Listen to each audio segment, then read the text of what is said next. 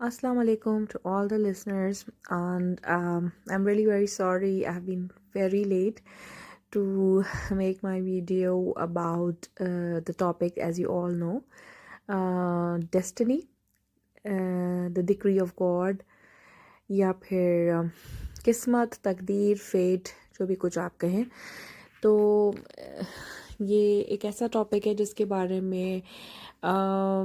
बहुत सारे लोग बहुत सारी बातें करते हैं, बहुत सारे स्कूल ऑफ थॉट्स हैं, but my school of thought is basically based on Quran and Sunnah, of course, and I have read multiple scholars and the Quran and Hadith about it. So इसके जो emphasis जो तकदीर का है या concept है, तो उसको मैं थोड़ा सा एलैबोरेट करूँगी अपने इस वीडियो में, बिकॉज़ आई थिंक कि हम में से बहुत सारे ऐसे लोग हैं या तो वो सब कुछ ही तकदीर पे डाल देते हैं, और या वो सब कुछ समझते हैं कि वो एवरीथिंग इज़ जस्ट कि हम जो मेहनत करेंगे तो हमें बस उसका फल मिलेगा। सो आज हम इस परसेप्शन को ब्रेक करेंगे और हम फाइंड करेंगे कुरान और सुन्नत की रोशनी में कि एक्चुअली तकदीर क्या है, एक्चुअली डेस्टिनी क्या है, और हमें अपने आप को किस तरह से जो है उस वे आउट निकालना है इस दुनिया में जो है ज़िंदगी गुजारने का। और जो भी हमारे ज़िंदगी में अच्छे बुरे हालात होते हैं या जो भी हमारी ज़िंदगी में कुछ ऐसे फ़ैसले होते हैं जो हमारे हाथ में नहीं होते और वो हो जाते हैं, तो उन सब के बारे में समझना, सीखना और जानना। आई नो बहुत सारे लोगों को इसके ये एक डिफ़िकल्ट टॉपिक लगता है, बहुत सारे लोग हेजिटेट भी करते हैं, लेकिन मैंने सोचा कि इट्स व्हाई नॉट, लाइक उस इस चीज़ में तजस्सुस होगा तो पता चलेगा ना।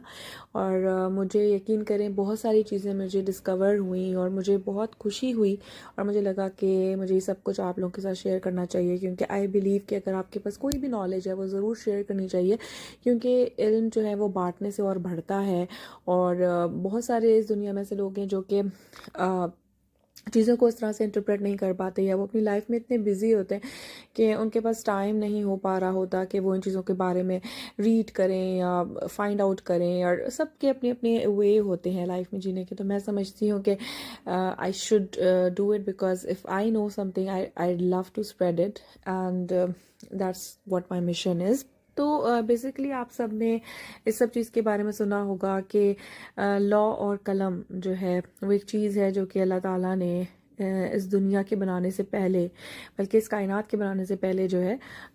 लॉ और कलम बनाया था, और सब कुछ लौहे महफूज में लिखा हुआ है, और बाकायदा एवरीबडी नोज़ अबाउट इट। और हम ये समझते हैं कि वो बैतुल मामूर, जो कि 7th स्काई के ऊपर एक जगह है जिसको हम कहते हैं बैतुल मामूर, बिल्कुल खाने काबा की सीट के ऊपर बिल्कुल टॉप पे, तो वहाँ पर ये लौहे महफूज मौजूद है। बेसिकली लौहे महफूज क्या है, इसका मतलब ये है कि लौह के अंदर वो सब कुछ महफूज है, यानी कि जो भी तकदीर है, जो भी होना है, जो भी इस दुनिया के बनने से पहले और बनने के बाद इस दुनिया में जो भी होता है इंसानों के साथ, और उसके अलावा इस कायनात में जो कुछ भी होता है, जो कि मेजर से लेके माइनर इवेंट्स जो भी कुछ होते हैं, वो सब कुछ उस चीज़ में अल्लाह ताला ने लिख दिए हैं, and no buddy has the access to go in to it and to do any thing, any changes, any like mixing and amalgamation of anything. No jinn, no angels, nobody has the power to do anything. And ये जो लौहे महफूज है जो अल्लाह ताला ने 7वें आसमान पर इसको महफूज किया हुआ है, बेसिकली इस पे सिर्फ अल्लाह ताला ही का एक्सेस है। और ये इस कायनात के बनने से लाइक 50,000 ईयर्स पहले लौहे महफूज में सब कुछ लिख दिया गया था। तो अब क्वेश्चन ये राइज होता है कि अगर सब कुछ ही लिखा हुआ है तो फिर हमारे हाथ में क्या है, और अगर सब कुछ ही लिखा हुआ है तो फिर जज़ा और सज़ा क्यों है, और सब कुछ ही लिखा हुआ है तो फिर हमें दोज़ख को जन्नत क्यों मिलेगी, क्योंकि ये तो सब कुछ लिखा हुआ है। तो ऐसा नहीं है। इसके बारे में इस तरीके से मैं कहूँगी कि एक दफ़ा हज़रत अली रज़ी अल्लाह तआला अन्हु ने किसी شخص نے ان سے سوال کیا کہ حضرت علی اگر سب کچھ ہی لکھا ہوا ہے تو پھر میرے ہاتھ میں کیا ہے اور مجھے جزا و سزا کیوں ملے گی. تو انہوں نے مطلب تقدیر کے بارے میں سوال کیا کہ اگر میری تقدیر میں سب کچھ فیٹ میں سب کچھ لکھا ہوا ہے, اٹس آل ڈیسٹنی جسے ہم کہتے ہیں. تو حضرت علی نے کہا کہ اس شخص سے کہا کہ تم اپنا ایک پاؤں اٹھاؤ. تو اس نے اٹھا لیا. تو پھر اس کو بولا کہ اب اپنا دوسرا پاؤں اٹھاؤ, مطلب دونوں ایک ساتھ اٹھا لو. تو وہ نہیں اٹھا پائے. تو حضرت علی نے کہا کہ بس یہی جو ہے اس تقدیر کی انڈرسٹینڈنگ ہے کہ کچھ چیزیں اللہ نے اپنے ہاتھ میں رکھی ہیں اور کچھ چیزوں کا اختیار تمہیں دے دیا ہے. اب وہ اختیار کیا ہے؟ وہ اختیار یہ ہے صحیح اور غلط کی راہ کو چننے کا اختیار, یعنی کہ دا رائٹ پاتھ اور دا رانگ پاتھ. تو اب یہ ہمارا اپنا چوائس ہوگا کہ ہم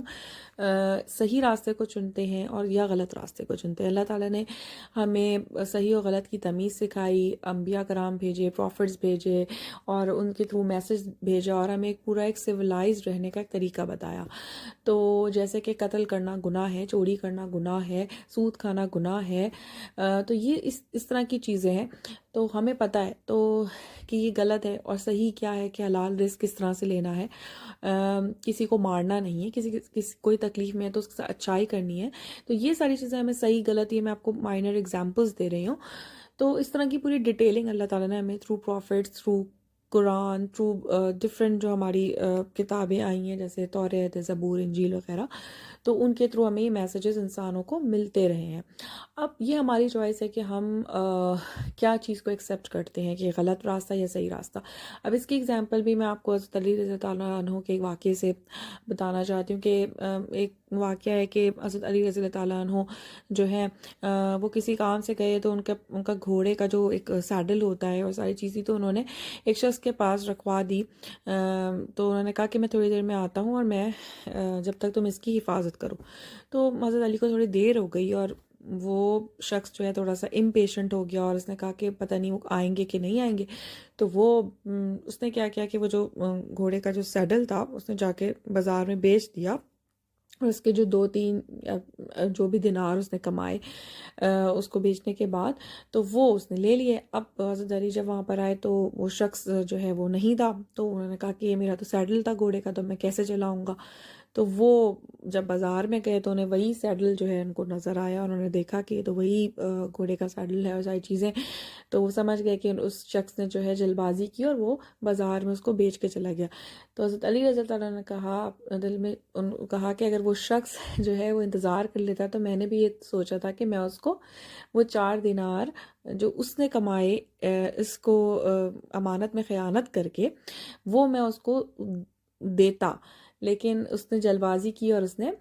ویٹ نہیں کیا میرا. ٹھیک ہے, تو the point is کہ اس کی قسمت میں 4 دینار تھے,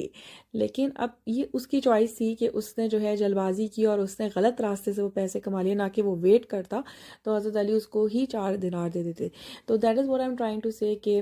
یہ چیز جو ہوتی ہے ہماری ڈیسٹنی, یعنی کہ اگر ہمیں 4 دینار کمانے یا ہمیں 4,000 یورو کمانے یا ہمیں $4,000 کمانے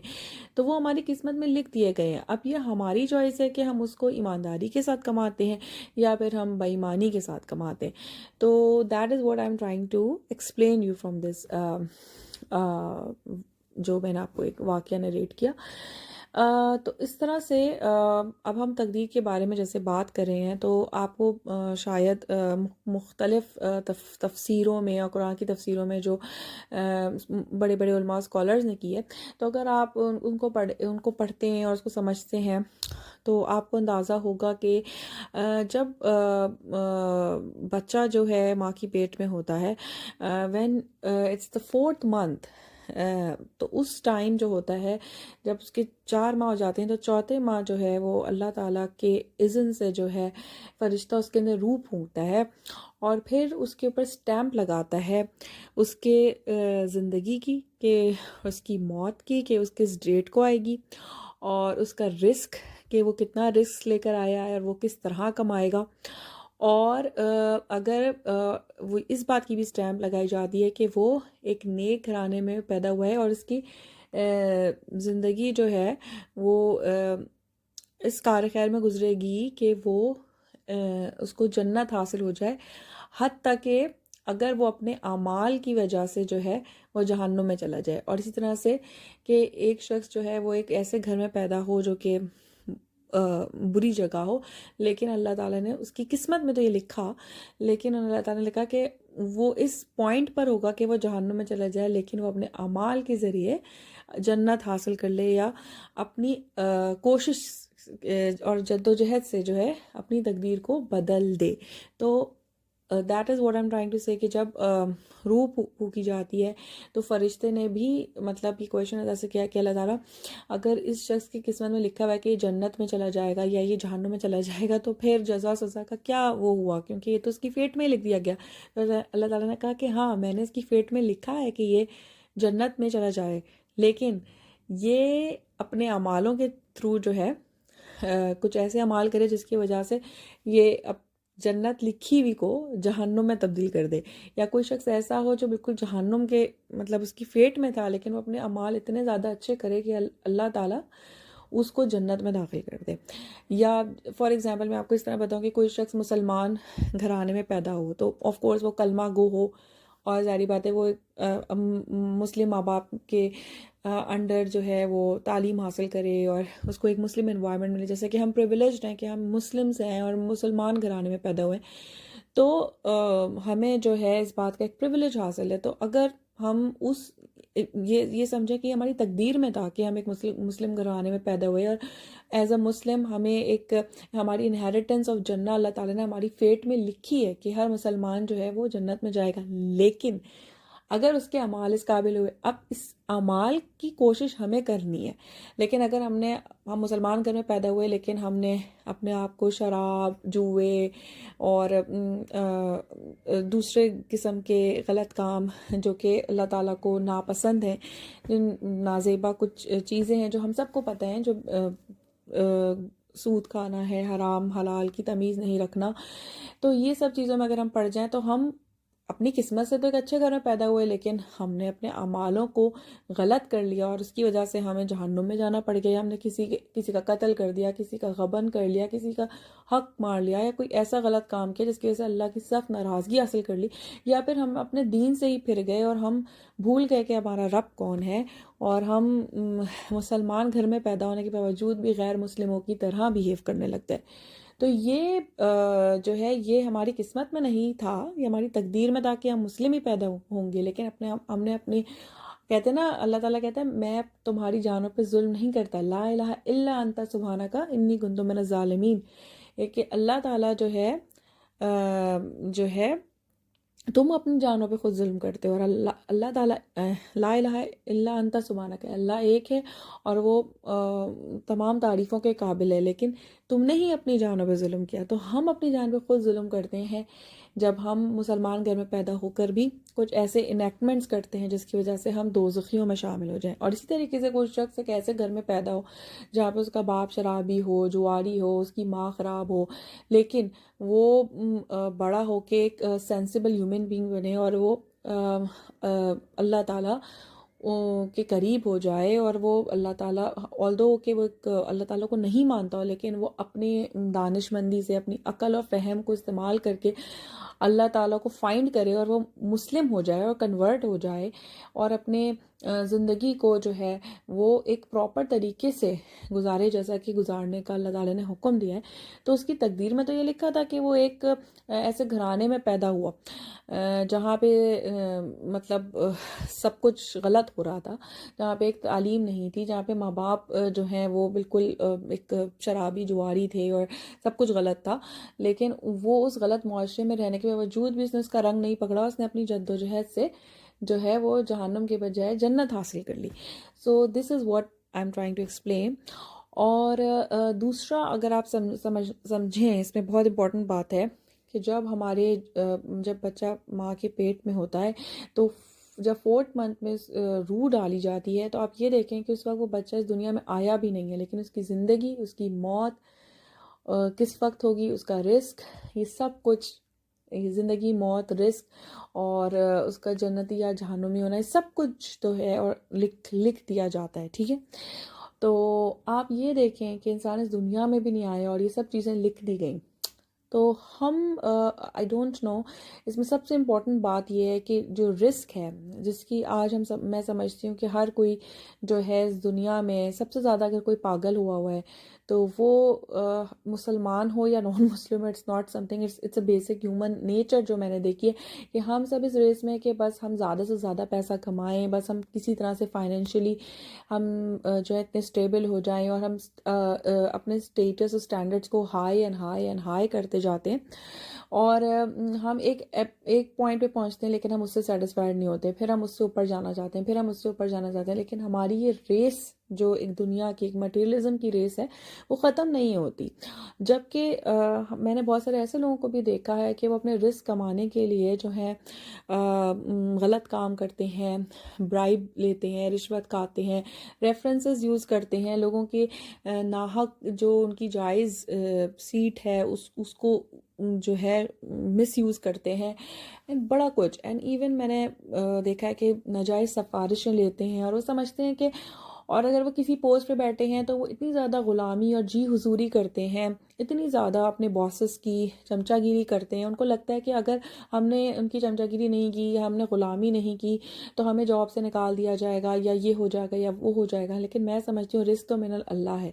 تو مجھے نہیں لگتا کہ آپ کو جب آپ اب کوئی بھی انسان جو ہے اپنا رزق کمانے کے لیے نکلتا ہے، اس کو یہ سمجھنا چاہیے